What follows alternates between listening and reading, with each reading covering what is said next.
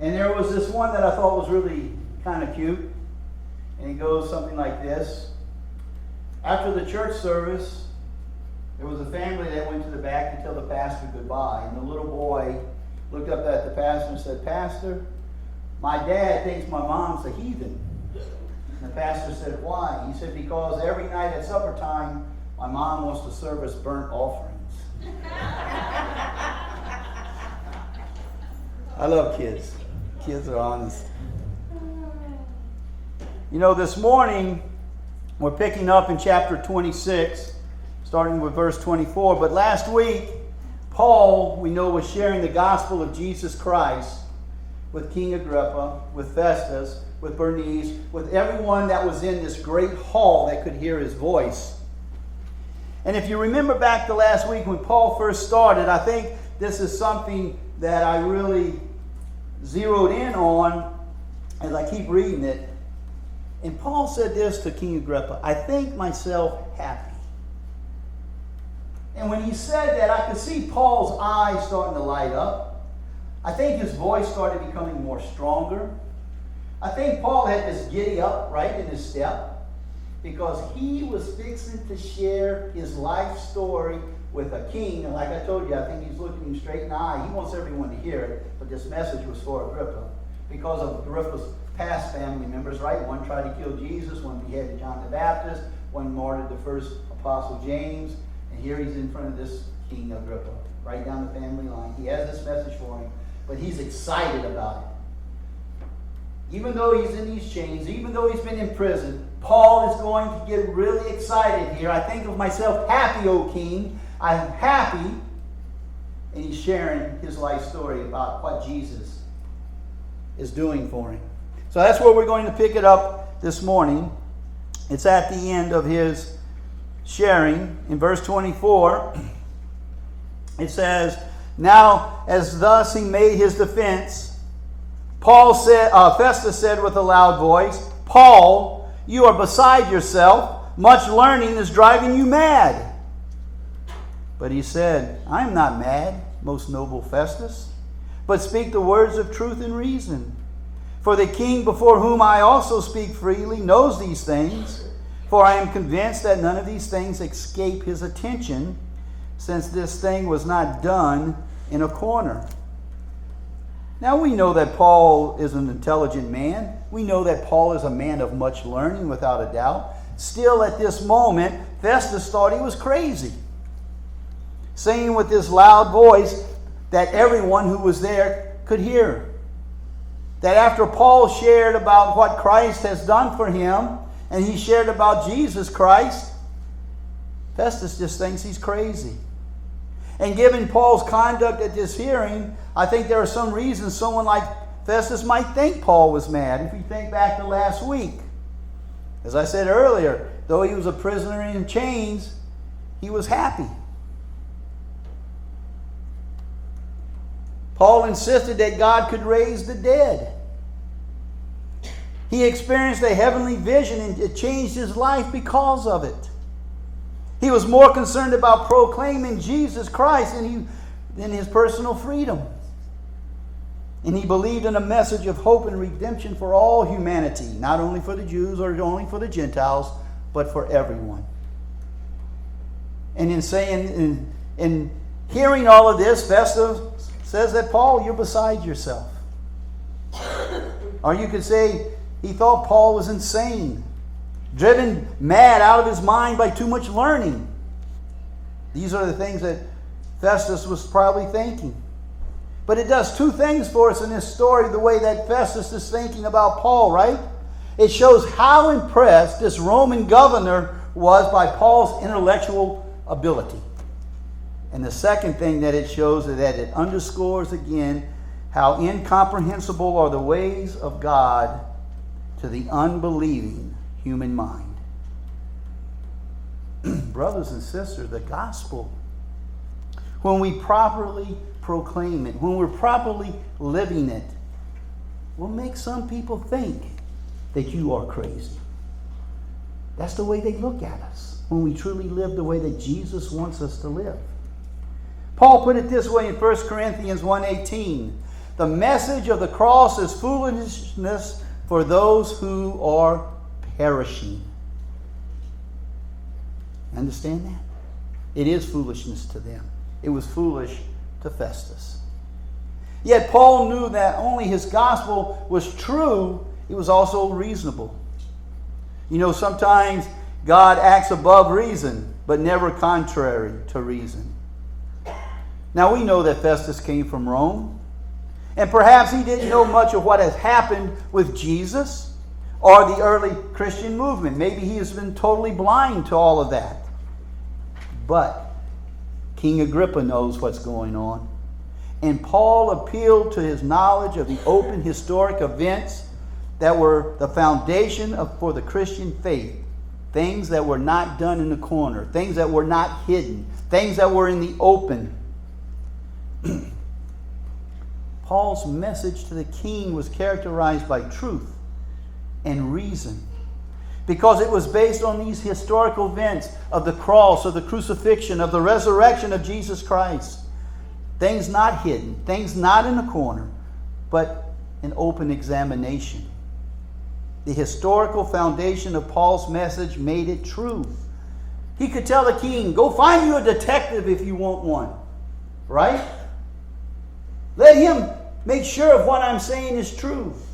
And the detective would come back and say, O mighty king, the message that Paul is giving you is true. No doubt about it. You see, for this reason, it isn't simply reasonable to ignore or deny that actually what happened. Who Jesus is and what he has done must be accounted for. You can't deny it. It has to be accounted for. Starting in 27. Paul to the king, King Agrippa, do you believe the prophets? I know that you believe. Then Agrippa said to Paul, you almost persuaded me to become a Christian. And Paul said, I would to God that not only you, but also all who hear me today might become both almost and altogether such as I am, except for these chains. You see, Paul is shrewd. He really is. He used Festus' outburst to appeal to what the king actually knew. And Paul brought the challenge directly to Agrippa, right? I told y'all, he's looking at Agrippa. He brought it directly. And listen to what he says. Do you believe the what? The prophets. Do you believe the prophets? Because he knew if Agrippa said, yes, I believe the prophets, truth and reason would lead him into believing in Jesus Christ. He wanted to connect what Agrippa already knew to what he should believe in. With this, Paul brought the challenge and a point of decision directly to him. And sometimes this is a good and often necessary part of the presentation of the message of Jesus Christ, is that what he did for us causes the listener to a decision. A decision has to be made. Paul is telling that to Agrippa. When Paul called Agrippa to faith in the prophets and in Jesus, Agrippa refused to believe and to say he believed. He was cornered. And really, he didn't know any way to get out of it. And this, he says to Paul, so you almost persuaded me. The NIV has it as a question in verse 28. Do you think in such a short time you can persuade me to be a Christian? See, Agrippa is trying to be sarcastic here to Paul, right? He's trying to get out of how Paul has cornered him. But let's look at this sentence, almost. You almost persuaded me. Think about that for a moment. If this is really his reply to Paul, is a very sorry reply. Right? Of course, almost being a Christian means that you almost have eternal life. And will almost be delivered from the judgment of hell. But I hate to tell you, almost isn't enough. Far from being admired for how far he had come, Agrippa condemned himself even more by admitting how close he had come to the gospel and how clearly he has understood it, because he has, while still rejecting it. People understand the gospel. They understand who Jesus Christ is, and they reject him anyway. You know, we can look back last week when Paul recounted the words of Jesus on the road to Damascus, saying what a Christian is in Acts 26:18, and Agrippa didn't want any of this, right? He didn't want to turn from the darkness to the light. He didn't want to turn from the power of Satan to the power of God. He didn't want to receive forgiveness of sin. He didn't want to be placed among God's people. He didn't want to become one of those who were set apart in faith in Jesus. He didn't want any of those things when he said, "You almost persuaded me." So why was Agrippa probably just almost persuaded by him? Let's think about his life. Sitting next to him is Bernice. We know she's sinful. She's an immoral companion. And he may have rightly realized that if he became a Christian, not only was he going to have to give up her, but probably all of his immoral friends also. And he didn't want to do that. He was unwilling to make that sacrifice. On the other side of Agrippa sat Festus. Probably a man's man, a no-nonsense man, a man who just thought Paul was crazy. And if the king would have given his life to Jesus, then Festus would have thought he was crazy also. He didn't want that. Spurgeon says this, and I love it. Because he wanted the praise of men, he rejected Jesus. You can put your name right there if you want to. Because, put your name, wanted the praise of men, you reject Christ. Instead of wanting a relationship with Jesus, it's more important to you that men praise you here on this earth. But Spurgeon continues on. Alas, how many are influenced by fear of men? O you cowards, you will be damned out of fear. Will you sooner let your souls perish than show your manhood by telling a poor mortal that you defy his scorn? Dare you not follow the right through all men in the world should call you to do the wrong? Oh, you cowards, how you deserve to perish, who have not enough soul to call your souls your own, but cower down before the sneers of fools. Wow, Spurgeon got it right. That's for sure. So we have Bernice, we have Festus, but right in front of the king was Paul, a strong man, a noble man, a man of wisdom, a man of character, but a man in chains. Agrippa was probably saying to himself, well, you know what? If I become a Christian, I'm going to be like Paul. I'll probably be right there in chains myself. Or at least I would have to associate with him or people like him. I can't have that. I'm an important person. I can't be identified with them. Almost persuaded.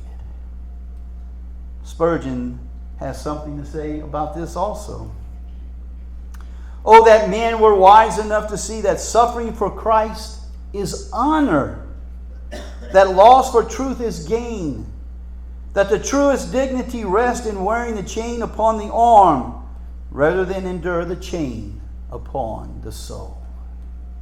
Brothers and sisters, when we suffer for Jesus Christ, it's an honor to be able to do that. Paul understood that. Do we understand that? Are we willing to go that extra mile? Because you see, Paul continued to trust in the gospel of Jesus Christ. He did not retreat 1 inch from his stance about Jesus, despite his long imprisonment for the sake of the gospel. And with a dramatic gesture, Paul showed that even though he was in chains, he had more freedom in Jesus Christ than all the royalty that was there that day in that hall. Paul's heart is revealed in his words, that he has more concern for the salvation of all of these strangers than for the removal of his own chains. He was more worried about everyone around him than himself. So we need, listen to what I'm telling you, we need to ask God for a burning desire inside of us to share Jesus Christ. A desire so strong that it overshadows the problems that you have. His desire to share Jesus Christ with everyone around him was more than his own problems that he was having. As we finish up chapter 26, 30 and 32, when he had said these things, the king stood up, as well as the governor and Bernice and those who sat with them. And when they had gone aside, they talked among themselves, saying, "This man is doing nothing deserving of death or chains." Then Agrippa said to Festus, "This man might have been set free if he had not appealed to Caesar." You see, Paul's direct challenge was too much for Agrippa, for Festus, for Bernice, or anyone else up there on that platform. Because you see, his direct challenge was getting too close to them. It was getting to become too personal. And they felt that they had to end it quickly. So they stood up, ending the proceedings. That was enough. No more talk from Paul. Agrippa saw that there was no evidence offered to support the accusations against Paul. And he respected Paul's great integrity even while rejecting the gospel as Paul shared it with him. So Agrippa and the others pronounced a not guilty verdict. Imagine that. Everyone that tried to find Paul guilty, no one has been able to find him guilty. Yet Paul could not be set free because he had appealed to Caesar. It seems that once an appeal was made, it can't be retracted. It had to go forward. It seems that if Paul would not have made that appeal to Caesar, he would have been set free. So was it Paul's appeal to Caesar a good thing or a bad thing? Personally, I think it was a good thing, because we're going to see the fulfillment of God's plan through all the events that are fixing to take place here. By his appeal to Caesar, Paul will have the opportunity to preach to the Roman emperor the same way that he did for Felix, to Festus, and to King Agrippa. Thus fulfilling the promise of Acts 9:15 that Paul would bear my name before kings. In closing this morning, Paul didn't brush off Agrippa's response to him. No, he made a personal appeal to which he hoped that all the listeners would respond. Yes, I think he was directing everything right to the king, but he said it loud enough that everyone that was there could hear him. Paul's response is a good example for us as we tell others about God's plan of salvation. A sincere personal appeal or a personal testimony can show the depth of our concern and break through hardened hearts. It really can.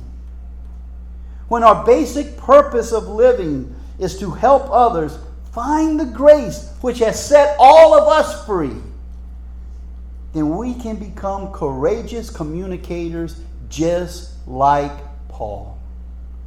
All the aspects of the composition of courage that Luke has shown us in these chapters of Acts are available to us. We can have that same type of courage when we allow the Holy Spirit to work in us as it worked in Paul. And we can say, just like Paul has said in Romans 8:31, if God is for us, who can be against us? I'm going to have a little video here. It's talking about faith. It's a little comical on the side, but it has a very true meaning to it.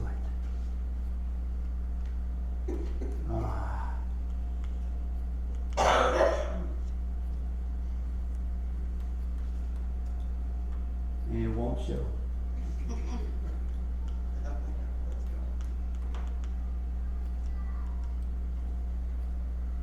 Here we go. It won't play.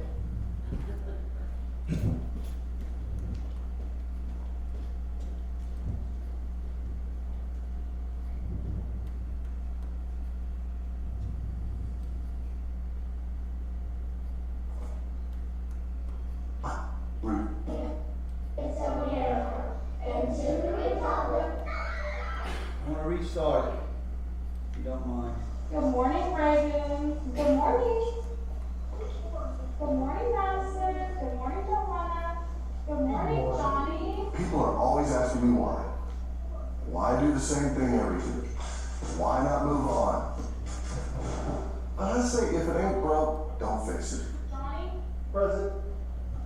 I'm comfortable. I know the routine. United States of America and to the republic.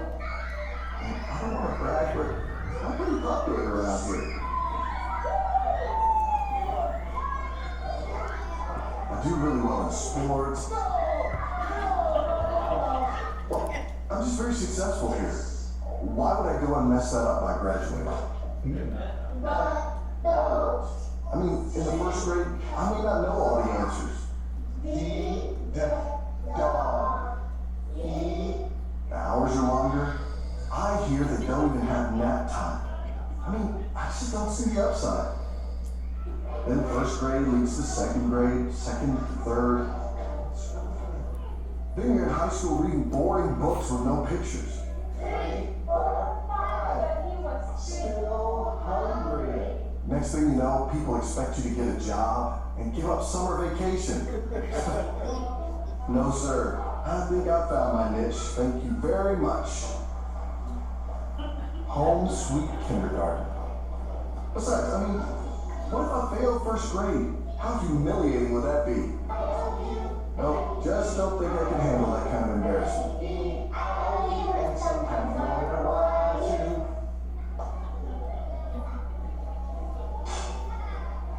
That was not a good choice. Very disappointing. So I hope you saw, is your faith still in kindergarten? It's a very cute way of asking yourself. Is your faith that small? Have you not grown in the Lord Jesus Christ? Have you not become that courageous communicator that you need to be for Him? Or are you just sitting back and still on baby food in kindergarten with your faith? Almost, brothers and sisters, don't cut it. Almost puts you into hell.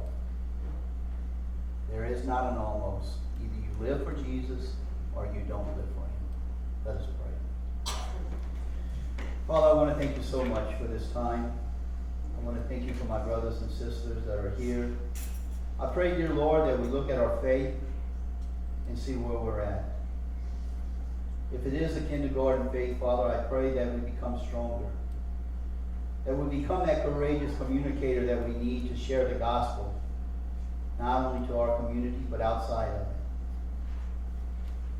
Sometimes the hardest is to share with our family, if we have a lost one in our families. And I pray if that's the case, that we will become stronger to share that news, to share the good news. Be with us as we leave here. Bring us home safely. In Jesus' name.